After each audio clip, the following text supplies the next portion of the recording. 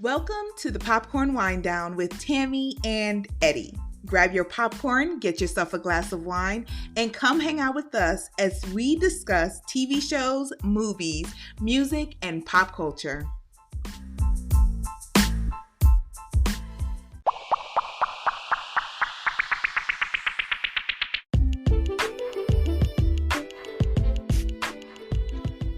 And this week we will be discussing Netflix's #Alive. But first, let's get to the wind down. Tammy, what a week it's been. This was election week in the US. And I said election week instead of election day because it did last almost a week. But finally, today, we were informed that we will have a number 46 and the reign of number 45 is almost over. So congratulations to President-elect Joe Biden, Vice President-elect Kamala Harris, and all the Black women out there who saved democracy. We got to give big props to Stacey Abrams because she did her thing in Georgia. She really pulled it Bravo, off. sis. So congrats, girl. Tell me what you need. Tell me what you need. We about to buy you a full-on car for your birthday or something. Because you need to be celebrated. Thank you. I'm going to quote a news anchor that I love, Gordon Hake. He said the same thing I said. Stacey, we need you here in Texas, okay? We riding that purple line. Come work your magic here. Let the Democratic Party know what they have to do in Texas to get us there, okay? But anyway, so in a week that was dominated by politics, I know we're not that kind of show and I'm not going to spend much time talking about it. I just want to say I'm excited to see what this new administration will do and the kind of havoc that number 45 is going to wreak on his way out. Someone said on Twitter that they hope we got a security deposit for the White House because he's going to fuck that shit up on his way out. He's going to do as much as he can to mess up our democracy in the 2 months, as well as make some jacked up decisions. And I'm waiting to see what kind of executive orders he's about to sign. The first thing he's probably going to do is try to pardon his ass. He's probably going to try to pardon himself. Try to pardon himself before he actually gets convicted of a crime. Yeah, but here's the thing, homie. That only works on the federal level. New York state is still coming after you. The Attorney General says she's waiting. For the whole family. Anyway, for the whole family. Anyway, so good luck to the Clampets who were living in the White House. Also this week, Rachel Maddow, she had to quarantine herself, so she wasn't on MSNBC for the past couple of days. She came in close contact with someone who tested positive for the Rona. She's taken a test and she tested negative. She actually did some coverage today from her home in Massachusetts, so she seems to be fine, and hopefully she will stay Rona free and get back to the news soon. I'm looking forward to that, so we will see. But in this election-heavy news week, we also had some tidbits of good news, of entertainment news spread out. One of those things I'm excited about is Taraji P. Henson was announced as the host of this year's American Music Awards. I'm really excited about that. I love Taraji, and I'm hoping she'll do a good job. What do you think? I'm excited to see what she can do. And I like her personality. I think she hosted before another award show, and I enjoyed when she hosted. I believe it was the BET Awards when I actually watched them. And so I'm definitely excited to see what her opening monologue is going to be about, and how she's going to maybe she'll sing. Because remember she was oh my gosh, she was on that song It's Hard Out Here for a Pimp. You remember that? You remember that song, right? Okay. I remember the song. I do. Okay, so it won an Oscar.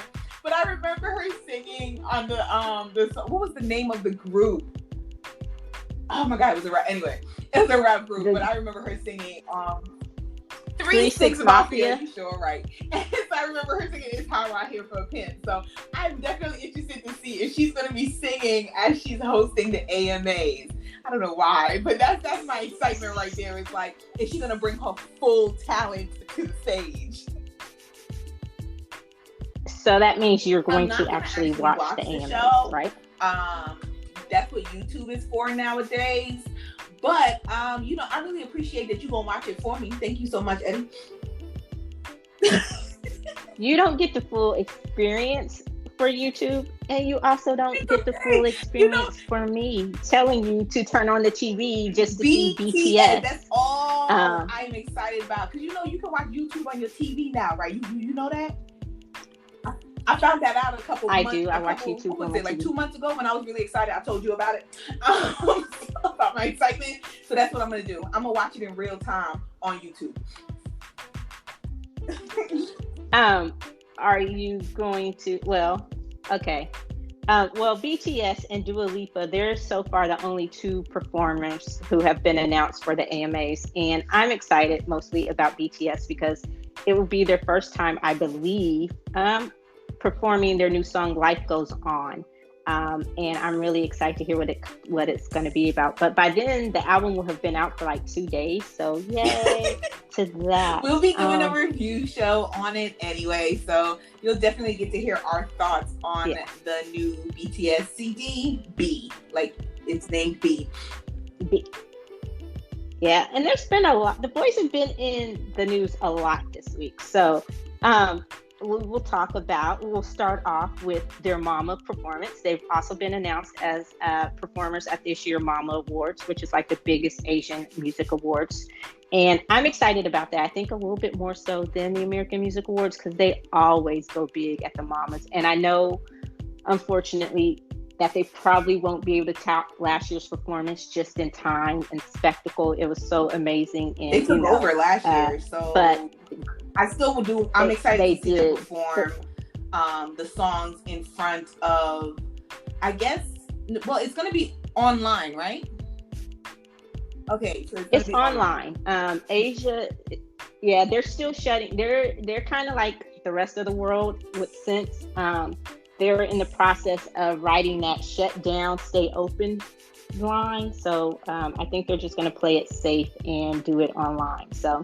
But yeah, just the evolution of their performances on Mama. They always seem to go above and beyond and just go really. You know what I'm excited to see? We'll see who's going to be that show, though. Like every single year, there is at least one artist that gets the time, like kind of around the same time as BTS. They don't get the 40 minutes. I don't believe so. But then again, you know, I don't pay attention to them if they're not like part of my groups. But I'm interested to see like who's going to have that stage this year, because there's always a group or an artist. Who's going to be like the spotlight? Yeah, who's going to be a spotlight artist this year? Because every year there is a spotlight artist who gets at least 15 minutes to perform on that stage. So I'm interested to see who they're going to give it to this year. Me too, because, you know, 2020 has been a wacky year. So I'm interested to see who they would give it to. But I also wouldn't be surprised if just because of the nature of the show and the nature of this year, they skipped over it altogether just for this year. But we'll see. That's an interesting.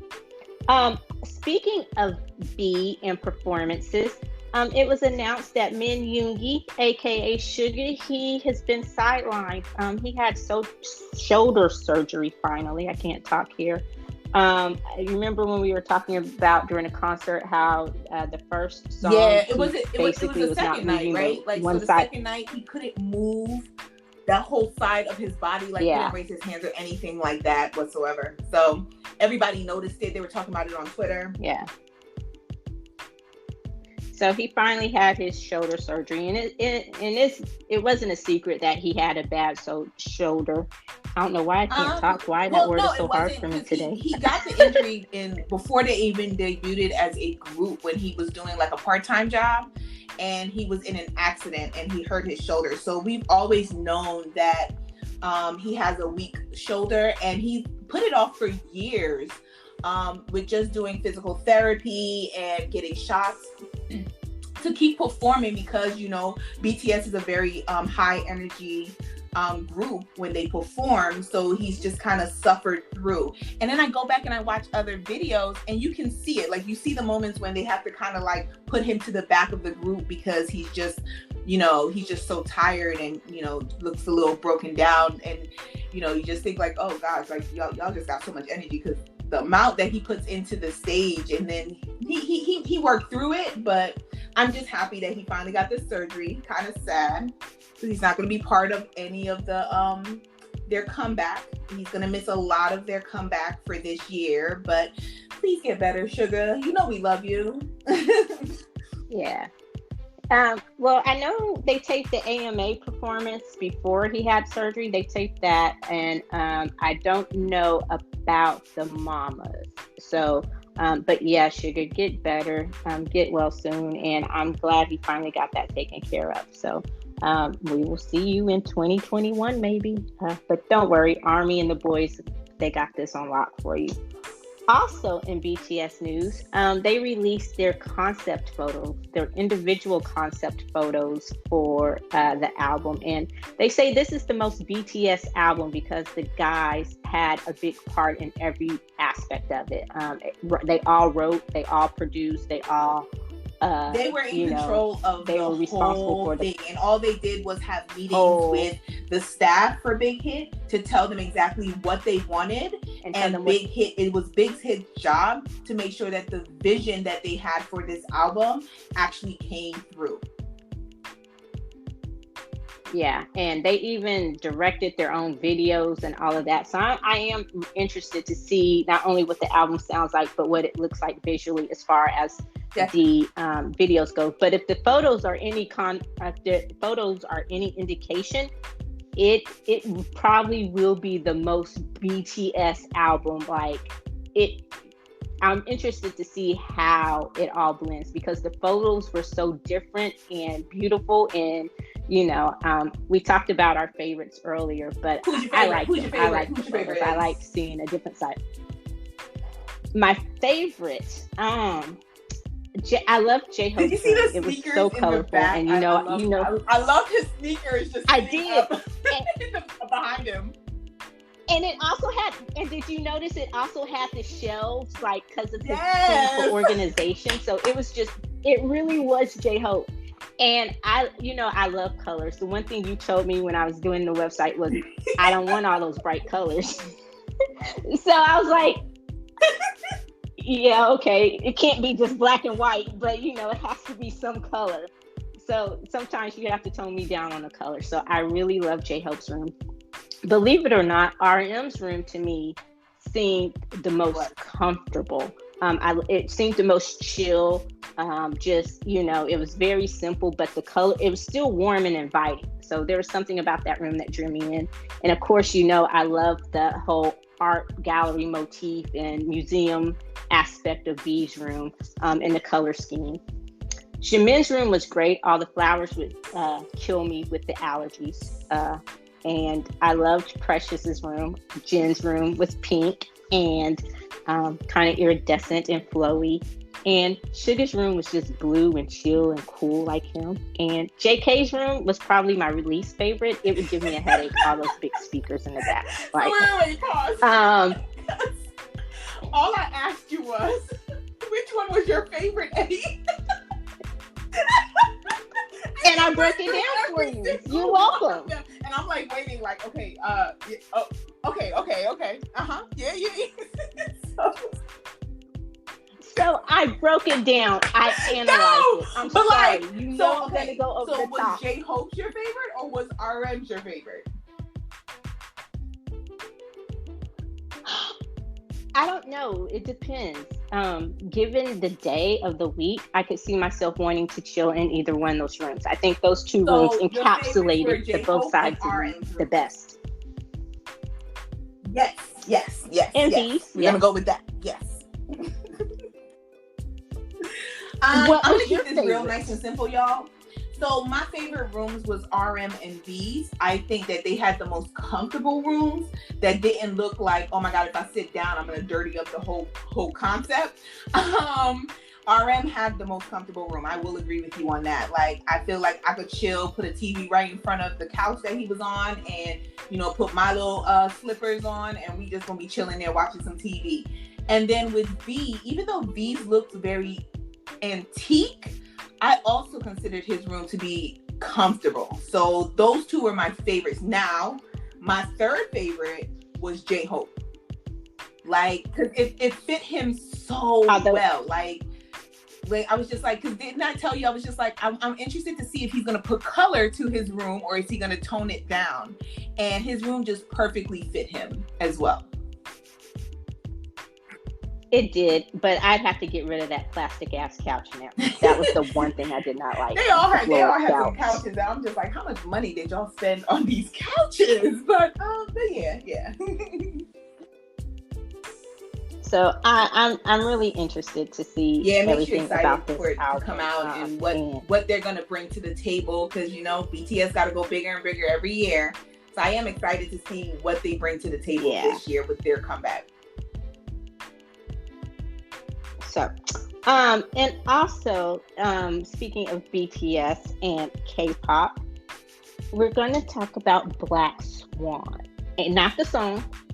I always, whenever you mention Black Swan to me, I'm thinking, oh, okay, what's going on with the song? And then you're like, no, dummy, the group. I'm bound to be talking about that song. That song is not on my list. And you tell me that every time, and every time I just give you this still bewildered look, like, what about the song? And you're like, no, the group. And I'm like, oh, okay. And it still doesn't register. So first of all, that's the first thing. No, they don't need to change their name. You need to get with the concept. Well, I think it should, and that was the thing. I love the group. I love the whole idea of the group. And honestly, once I heard the album, I wasn't impressed. I thought it was a waste of potential and talent. And especially when I saw the positioning and how what Fatu's role seems to be in this group. And just hearing the news now about how they're whitewashing her in photos and everything, that makes it all the worse, See, and I look at it as in, like, once I read the full article. Yes, I read an article. What I saw was that because they use certain filters for every single Asian K-pop group, and it's mainly they have Asians who are part of these K-pop groups. So they did not change the filter. They haven't changed how they did anything. Even knowing that you have a Black member of your K-pop girl group, you're going to have to change how you do things. Her makeup needs to be by somebody that knows how to do makeup for a Black woman. Her hair needs to be done by somebody that knows how to do Black people's hair. And I don't think they've taken that into consideration. And so because they haven't, it's kind of like they just slapped on whatever on her and just be like, okay, I'll go out there and, try to blend in with your Asian members and we're going to keep it moving. I'm just like, that entertainment company has just done a horrible, horrible job of promotion for a group that could have been way bigger than what they are.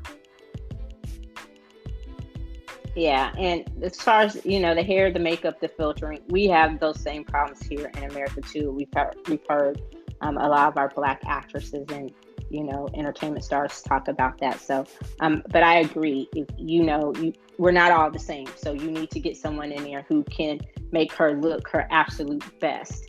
And that's another thing. It's like, instead of talking about how great they are and their potential, these are the normal conversations we have when it comes to Black Swan, which I think is a total waste. And I really do think that entertainment company has lost out on a huge opportunity for success with this group. And it's a shame. So we will see. Also, this week in the news, we have the BAYLies. This is an article I kind of came across, and I thought it was really interesting. I must admit, I don't read comic books that much. What about you? No, not at all. Okay, so, but the BAYLies, it's a group out of San Francisco, and what they do is they're focusing on underrepresented cartoonists. And by underrepresented, of course, I mean people of color, Blacks, African Americans, and members of the LGBTQ community. And they were funded by Kickstarter, and they are going to create this comic book anthology with these comics by all of these artists. And the first one is set to be released in January 2021. It's only going to be about 2,500 copies. 325 million people. But I'm really... But I understand. Funded by Kickstarter.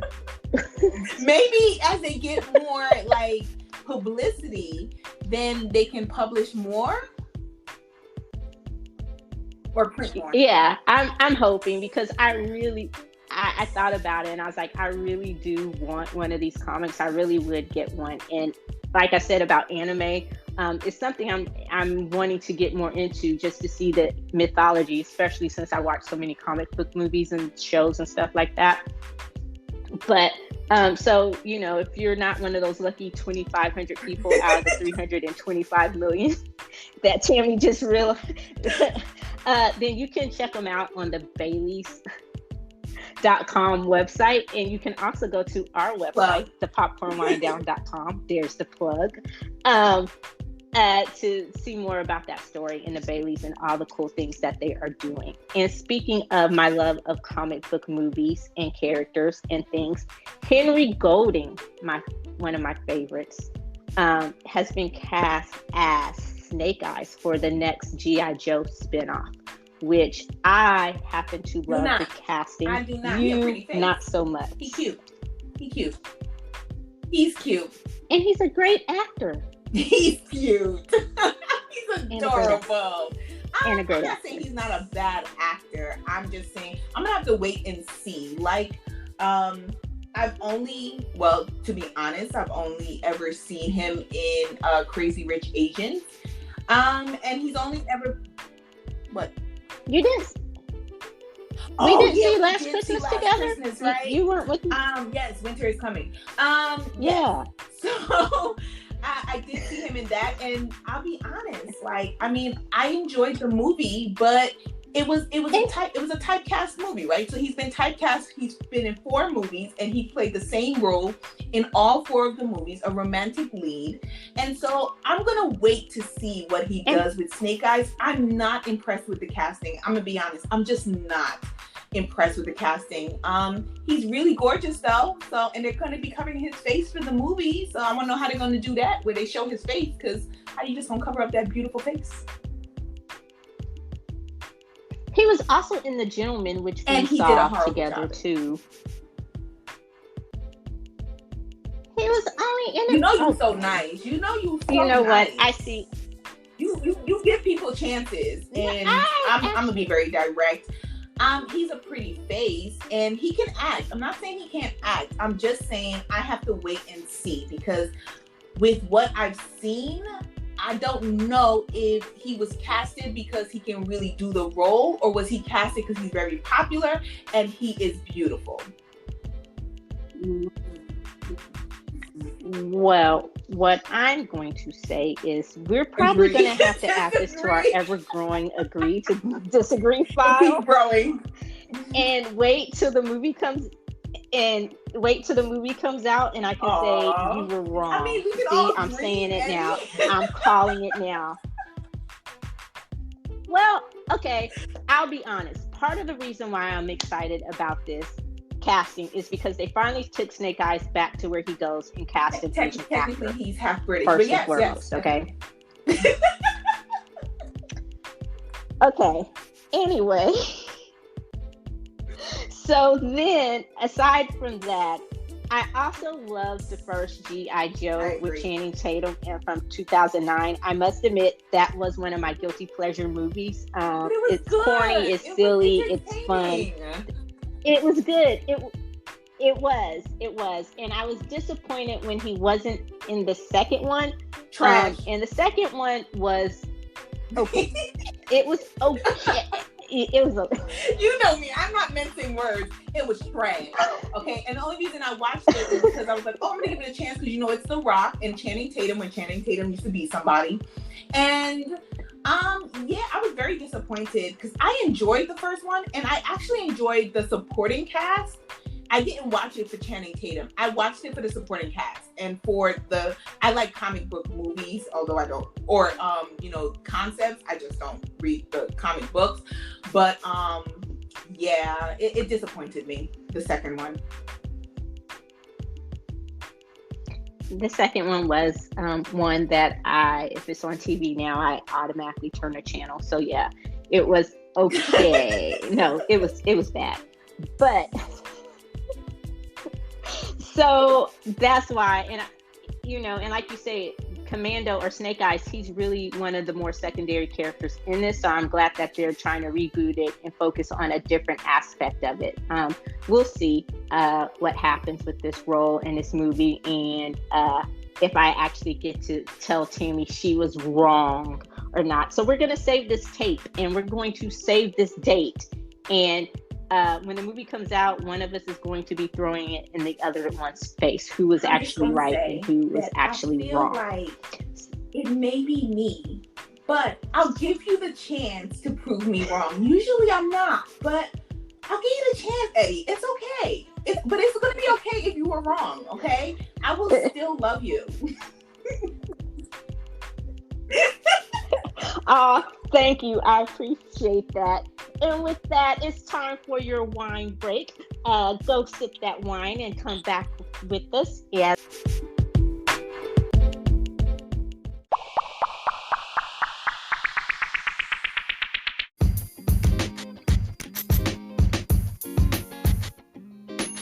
And welcome back. Hope you enjoyed your wine break. This week, we are going to be talking about Alive, which is a South Korean zombie film based on a young man who finds himself trapped alone in his apartment as a mysterious and grisly virus ravages through the city of Seoul in the country of South Korea. That was deep. Tammy. That was deep. Did you get my deep voice? I did. I like it. I like the introduction. Like it was gonna be real, like interesting. Yes. Go for it. Yeah, I was trying to meet the moment. I will say, okay. So before I get started on what I thought of the movie, I have one thing that really, oh God, it just made me so mad, and it lessened the enjoyment that I had. Mm-hmm. And what I want to say is I would have preferred English subtitles than the dubs. Because like it threw me off. I didn't realize that they had them dubbed over, like the actual characters. And not saying that it didn't match up, but like when the main character first talked, I was just like, what is his name? Juno, right? When Juno first talked, I was like, wait, hold up. I thought this was Korean. Like they're not speaking Korean? Oh, okay. Oh my gosh. Did we watch two different versions? Because I had subtitles. Wait, what? Wait, what do you mean? Wait, you had subtitles? Wait, did you watch it on Netflix? Yes, no cap, no lie. I had subtitles. But I didn't. Wait, so then why did I have mine dubbed? Now I'm upset because it kind of threw me off the whole movie. Like I hated it. And I think partly, you know me, you know what I'm obsessed with right now. For anyone who doesn't know yet, I'm completely obsessed with Korean dramas. And so I watch a lot of Korean shows with English subtitles. And I've gotten so used to like reading the subtitles and being able to like still follow the whole scene on the screen. And I was very disappointed. I don't know what. See, now you're going to make me go and check my Netflix settings to see why mine was dubbed. Because I was. But you know what? I think it might be the Netflix app, because if I watch it from my Apple TV app, then I think it might have been dubbed. But I watched it from the app directly from my TV, and it came up with, and I had subtitles. So yeah, maybe check your settings or check the app. Okay, I'm gonna check okay, so now that disappoints me even more, Eddie, because it threw me off, and I just felt like it was less authentic for me because I wasn't watching like the actual full like Korean movie, because all you could hear is English voices. But other than that, like I actually enjoyed it. I was very, very surprised because I'm not really, you know me, I don't really do like those types of movies. I'm not really a zombie movie person, except for what's that popular zombie movie? Um, oh my god, the main character is it Annie? Hmm? Annie. Oh my god. Oh crap. The main character is Annie or Anne or something like that. I You forgot. know what? When you say that, all I go to is Michael Jackson, Annie, Are You Okay? Smooth Oh Criminal. my So I god. have no idea. That just lets you know I have no idea what you're talking about. I don't know. She Because has a black motorcycle jacket. She wore a red dress. Michelle Rodriguez was in the Resident Evil. Resident Evil, sorry.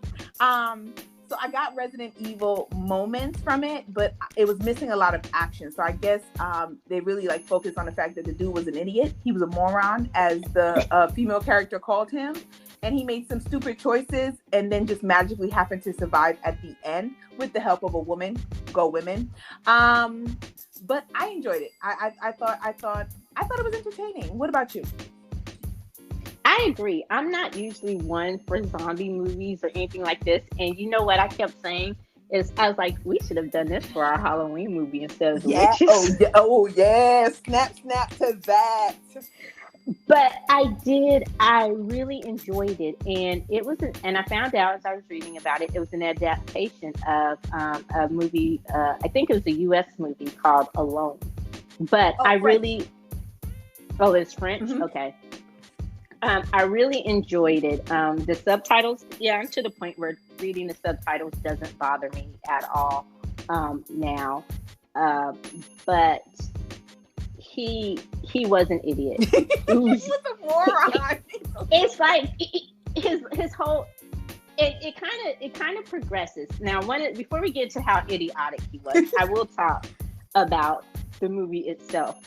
One of the things I found interesting about it, and we talked about the other day when we were talking about scary movies, and how I said scary movies aren't really scary anymore. They just focus on gore and that type of thing. Mm-hmm. This wasn't so much scary, but it wasn't your average stupid zombie It was movie. too realistic. I will say that much. Yeah, It was a little too yeah, realistic. yeah. Like, because, and I guess that goes through his progression. So he starts off. The first thing he does when he wakes up at 10 o'clock in the morning, home alone, is he goes and he gets on his phone and he starts gaming. And it's his gamer friends online who have to tell him the world is going to shit right now. And even as he's watching it on TV, it still doesn't seem like he really believes it. And like when he goes and sees that his mom left him some money to go to the grocery store, he doesn't care. I think that's when he actually goes back to gaming or whatever. Yeah, like he didn't go food shopping, and I wrote that down. It's just like he should have went food shopping when his mama told him to. Yeah. But what changed for him, I think, was when he looks outside, like over his balcony, and he's watching people like running, trying to get away, and they're getting into accidents in their car, trying to drive away. And what changed it for him and made him realize, like, oh shit, like this is real, is when the mom was coming down the stairs and she's looking for her daughter, and then the daughter is calling mom, mom, mom, and then as soon as they hug, the daughter changes into a zombie and starts biting the crap out of her mother's neck. And he was like, oh shit, like this ain't no joke, like. And I think that's what changed his whole like perspective of, oh no, like this is real, like this is really happening.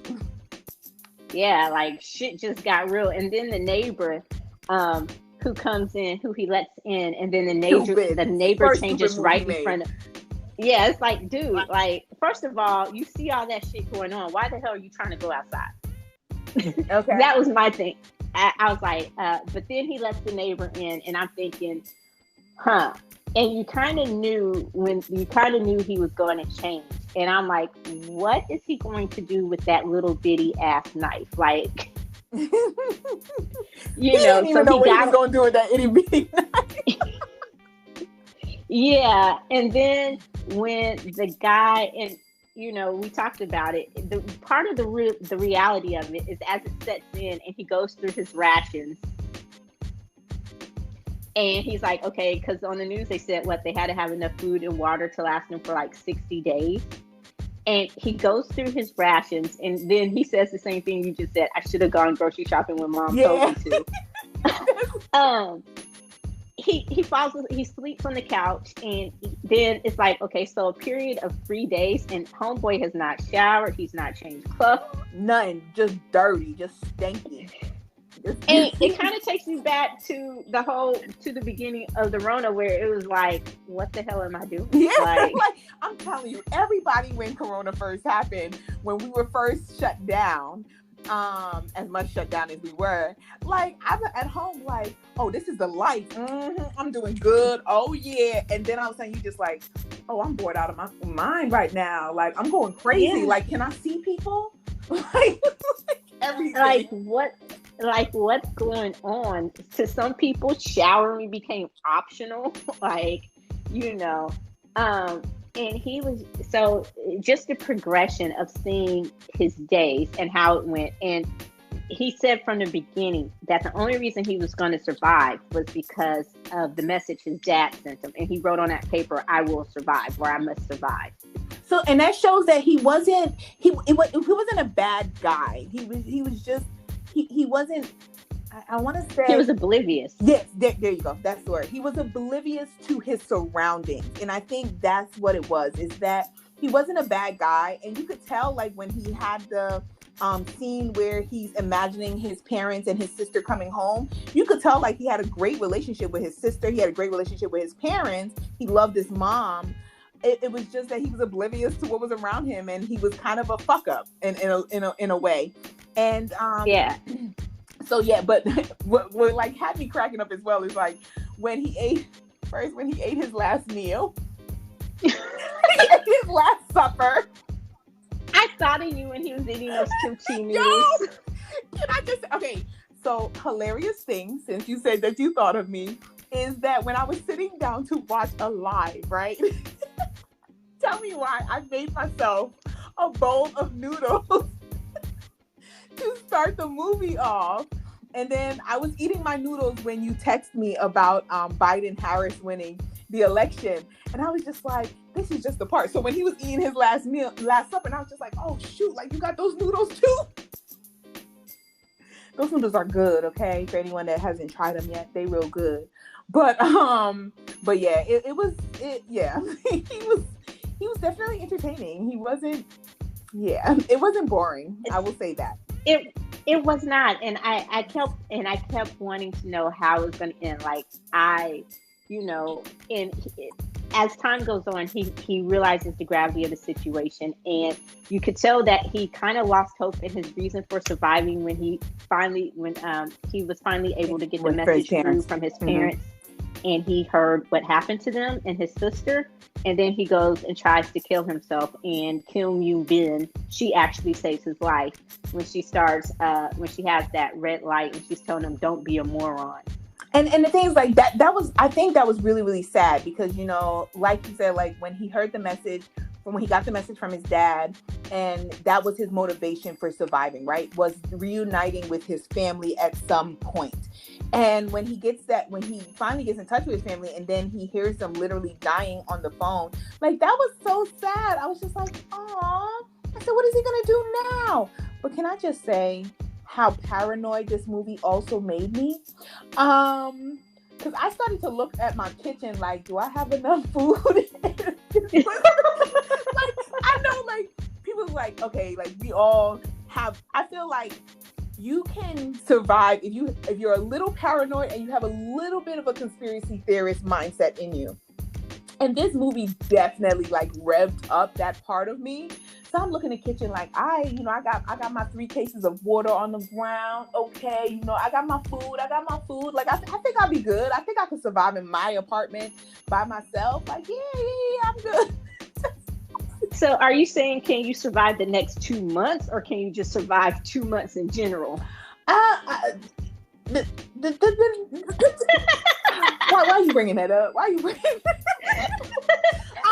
just asking. I'm definitely going to survive the next 2 months, because when January 20th comes around, I definitely want to be in front of my TV watching, okay, as he is fully and officially out of our lives. forever. So is that a call-in sick day? Is that what I'm hearing? Call-in sick? Anyway. You know we about that life. You know we about that life. But yeah, but So, I love that. It made me a little paranoid because I did start looking at my kitchen to see like, you know, oh, I got my peanut butter. I got some bread. Like I was starting to like really like make a list. Like I need to go to the store for anything just in case I happen to wake up tomorrow and all of a sudden it's a zombie apocalypse coming around. yeah.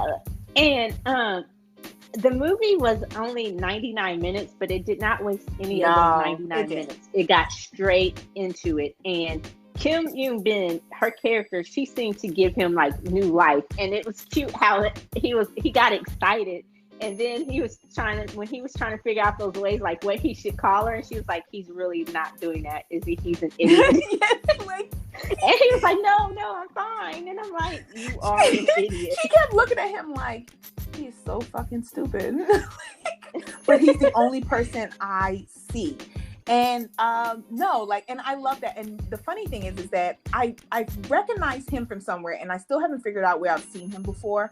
But I also recognized her, and she was actually in one of the first K-dramas that I watched, which was a teen drama. And I was just like, oh my God, I know her. I'm getting so good at recognizing like Asian actors and actresses. I know that's not part of this, but I just wanted to point that out. Yay, we're giving you snaps. I am. Oh my God, thank you. But what I loved about her was that she was fully prepared. Did you not see the chair with all of the knives and the points that she had set up? So you know me in my mind, I'm always thinking sequel, spin-off, prequel, something. Like I'm always thinking of ways to extend the story, yes. Right? Okay, Joon-Won, summary, idiot, gamer, typical Gen X, millennial, whatever, right? Mm-hmm. Kim Yoo-bin, I want to know her history. I want to know her story. How did she get to that point? Did she lose any of her family? Because did you notice at the end when they get into the military airplane, how he gets excited because his phone's going off? Her phone never went off once. Yeah. So I'm excited. I want to see like where's her family? Does she have any? Did they get lost? Did they end up dying? And that's why she was so like kind of heartless and saying when she said, "Oh, they're not human." Because she's killed a couple of them, and when he said like, oh, when you just cut off his arm and you killed that Zion, she was like, they're not human. I killed nobody. And I was just like, you sure right, girl? That's badass. Go ahead. And when she went down to try to get to the other building, when she was going down to get to him, and the way she fought off those zombies, I'm like, that's a little Indiana Jones. Yeah, like she was going back to when she went into and the thing is, like, I'm thinking, like, there wasn't enough action, but I'm thinking now as you're reminding me of this, when she goes into the car, right, and she gets them to follow her into the car, and then she gets out the other side and shuts the door on them. I was just like, that was smart. Yeah, like, you know, he mentioned Tom Cruise from Mission Impossible movies. I'm like, damn, that's Thomasina Cruise. You got a little bit of your own going on. Like, sis was a badass. She was. Like, what made, because he even said, who the hell is she? Like, who is, like, so it's like her backstory just interested me, like how she was all prepared, and that chair, and even the tent that she had set up, and how she was reserving her food, and she was reserving her, and like all of that was like, girl, like, did you go camping? Like, how you get to that point, yo? What was your life like? Like, who, like, for real, who are you? Because and so her goal was to get to the 8th floor because it seemed untouched and it seemed empty. And once they finally make it to the 8th floor, we find out why, because it was being controlled by batshit crazy. So Mr. Batshit crazy man. So I want to see, like, so how many people did he end up getting his wife to kill? You know what? I'm thinking anybody because it was weird. The 8th floor was pristine. Like completely, like no blood, nothing. Like how clean it was. Even the zombies on the 8th floor acted a little bit different than them other hood rat zombies, okay? They were like the high class zombies. So did he like, let his wife like bite them, eat them a little bit, and then he threw them out into the hallway? I don't know, but it was like, okay. So that's what I was thinking. It's like, why was the eighth floor so clean? Because did he go and get everybody for his wife, and they made a zombie deal or whatever? But it was just weird, and he was weird. And at first, I thought, okay, he can't be. What is his deal? I didn't know he had his zombie wife tied up in their kid's room. I didn't think it was that. I was like, okay, is he mad scientist? Like how? So How? I actually thought, okay, so remember, like, I had the whole concept of Resident Evil in my head as I'm watching this movie. So every like couple scenes, I was just like, yo, that reminds me of Resident Evil. And so when they went into his home, first of all, I was just like, you stupid, because I don't trust him. He seems suspicious. She was right in the beginning when she kept her weapon up against him. But when he threw her into the room, when he went and he dragged her into the room and he shut the door, and I said, who does he have in that room? I thought it was the baby or something like that.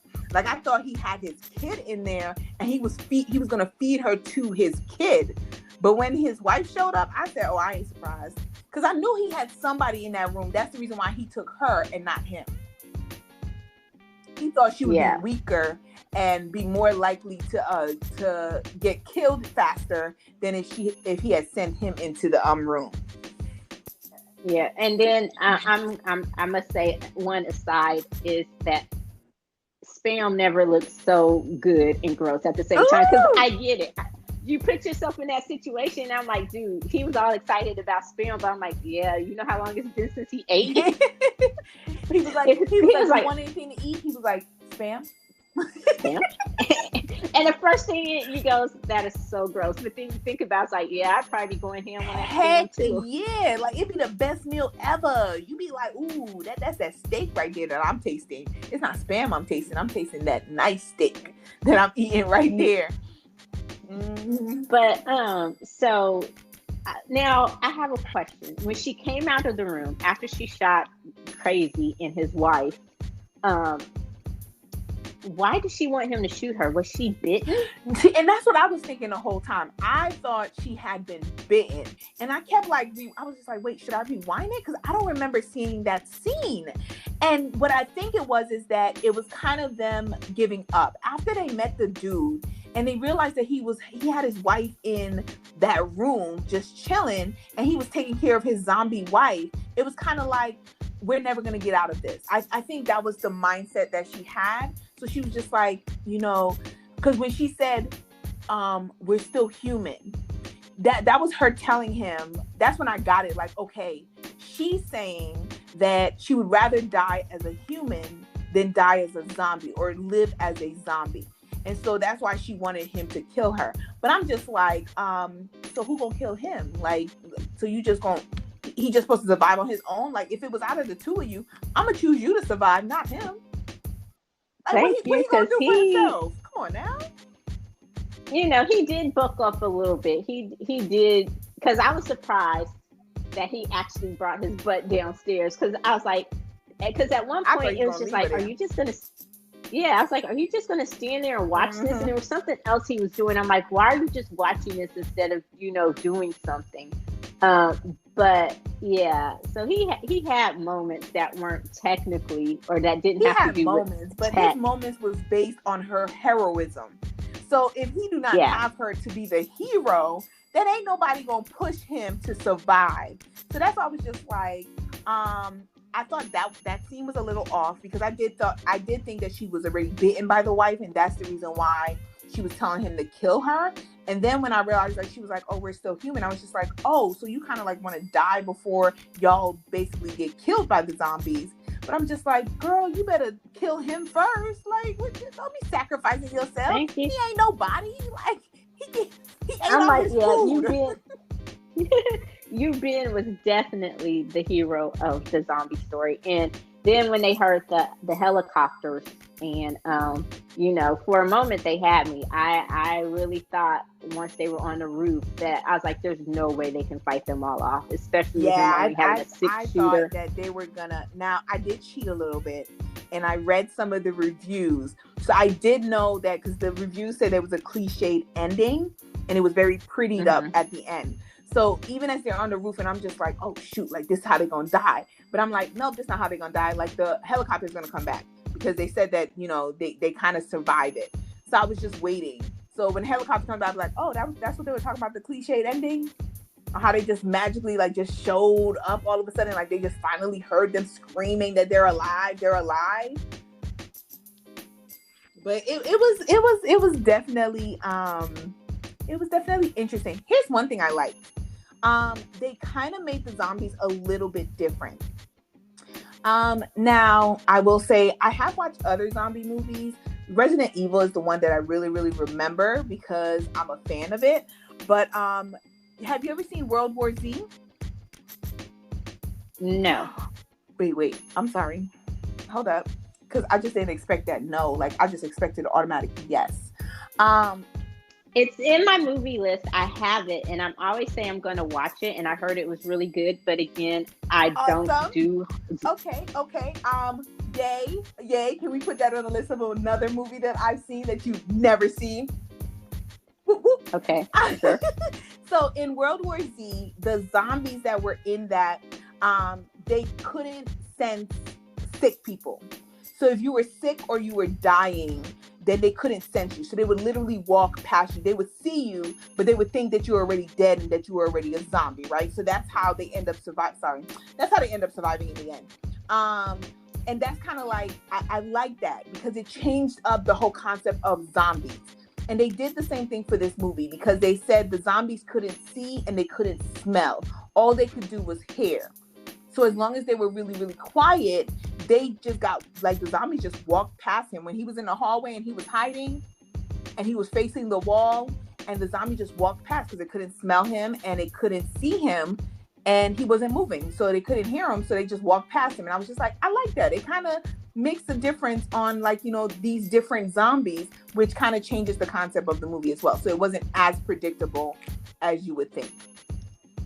Yeah, it wasn't your typical zombie movie, and I liked it. And it kept my interest, which, you know, I enjoyed too. Like I said, after the first few minutes, I was like, yeah, this would have been a better Halloween pick than The Witches. It still would have been. It was still really good. So what is your rating for this movie? Well, first of all, do you think there should be a prequel or a sequel or some continuation of the story? No. I want to know Yoo-Bin's story. That'd be nice, but I don't like. I would like to see her story, but I don't want them to do a movie of her story.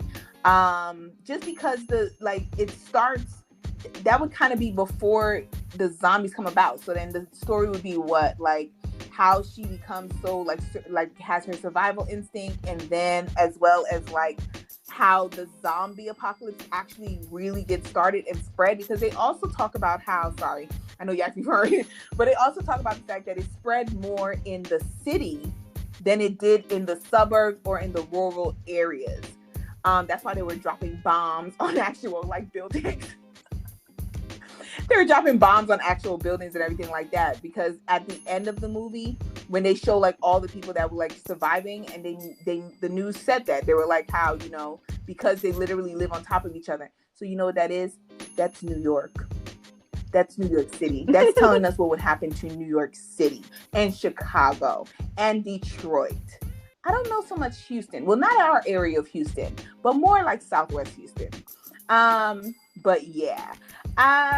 So that was interesting. But for me, because I guess I watched the wrong one, so mine was dubbed, I brought it down a couple. So I will say that I did enjoy it, and I gave it a 3. I gave it a solid 3 popcorns. Like, my popcorn my bucket isn't completely full. But I didn't really spill anything. I just kind of told them, you know, I don't want you to top it off just so I don't spill anything. So it was a real like solid like 3/4 of the bucket was filled up, and I was good with that because I was going to eat the whole bucket anyway. But so I gave it a solid 3 buckets of popcorn. I did enjoy it. I wish that I had watched the version that had English subtitles rather than it being dubbed. That annoyed the heck out of me. But it definitely entertained me from beginning to end. How it started with him kind of being a fuck up, and then how it ended where you were like, oh, he kind of surprised me. Like, he did good. But the woman, what was her name again? Soo-Bin. Star.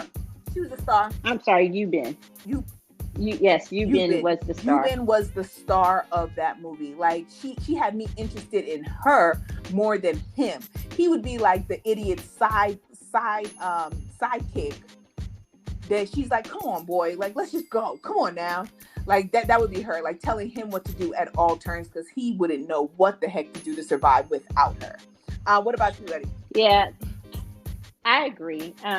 I found myself wishing, hey, she should have been truly the star of the movie, and I wish we could have seen her survival in her first few days rather than his, and have him come in more so through the middle of the movie as someone she discovered, you know.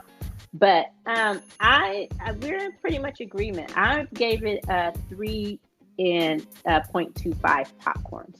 So you know, it really impressed me for a zombie flick. It wasn't the typical zombie flick. It's not a movie that I would typically watch, but I did really enjoy it, and it kind of it flipped the genre on its head a little bit for me. So I was pleasantly surprised, and I recommend it to people who like these movies. I agree. I would definitely recommend it as well for anyone who kind of likes zombie movies, like those kind of movies, like 28 Days Later and Resident Evil. Like Watch Alive, I thought that it, you know, was up there on par with anyone who would enjoy those types of movies.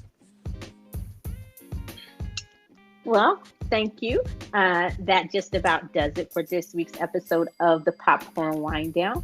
As always, we enjoyed you. Hope you've enjoyed us. And next week, we will be talking about The Boys. I'm so excited. And until next time, I'm Tammy. Bye.